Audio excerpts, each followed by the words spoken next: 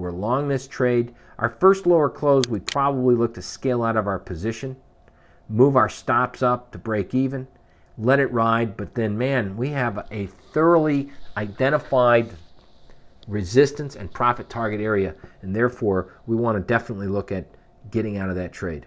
So that's a perfectly executed trade in how to utilize stochastics with candles, momentum, plus our pivot lines.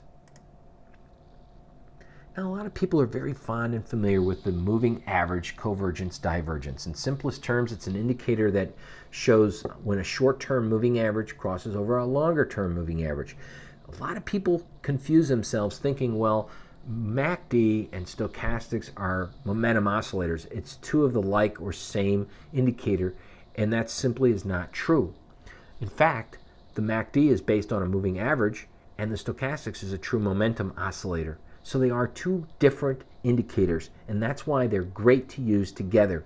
Now, using MACD in conjunction with moving average for a confirming trigger probably wouldn't be a great idea because they're like indicators, okay? You want to stay away from like indicators when you want a confirmation, such as using a MACD and a Bollinger Band. Bollinger Band, after all, is utilized off of and configured off of moving averages. So you want to use two different indicators that can help confirm each other. So that's why I like A, pivots, B, candles, C, stochastics, and then my next favorite is MACD. After that, I really don't need anything else. Now, you can use the initial calculations were a 12-period, 26-period with a smooth average signal line using a 9-period input. Those settings can be adjusted. You can tweak them yourself. I found that there really is no relevance in tweaking those. Some people, and one variation to consider is dropping the values by 1/3. Now, 3 is an important number in technical analysis and also in society. It's a Fibonacci number. They're in nursery rhymes. I mean, for gosh sakes, think about 3 in what we use. Third baseman, 3 bases, 3 blind mice, 3 sheets to the wind. I mean, we can go on and on and on and talk about how 3 in our civilization is important and the relevancy in numbers and Fibonacci ratios again.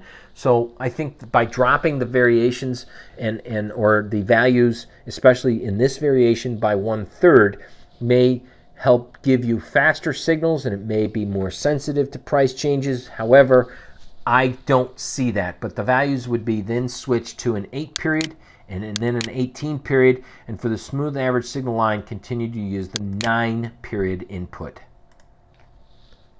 Now, MACD does react quickly to changes in the market, and that's why a lot of analysts use it, including myself. So it's considered, though, a lagging indicator based on the premise because of the fact it's a moving average value.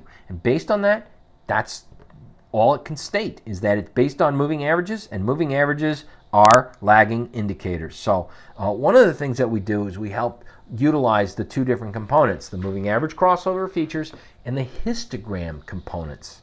Now, this is in your course book as well, but let's go over and talk about how we look for high close doji patterns. Okay, as you see here, high close patterns as we're at pivot S1 support. Notice that the market gives us a trigger to go long here. Now, it is about 1 or 2 candles later that MACD finally confirms that trigger to go long, and we have finally a zero line cross in our histogram, which is our light blue color here. And it confirms a trigger to go short the market. Our crossover feature occurs over here as well. So our system in this example, and this is based on a 5-minute with the British pound, the MACD would give you confirmation. For the most part, that's a rarity because generally the MACD is a lagging indicator. But that's how you can utilize the crossover feature with the zero line histogram, and we'll show you a little bit more about that right now. The histogram component will give you convergence and divergence setup.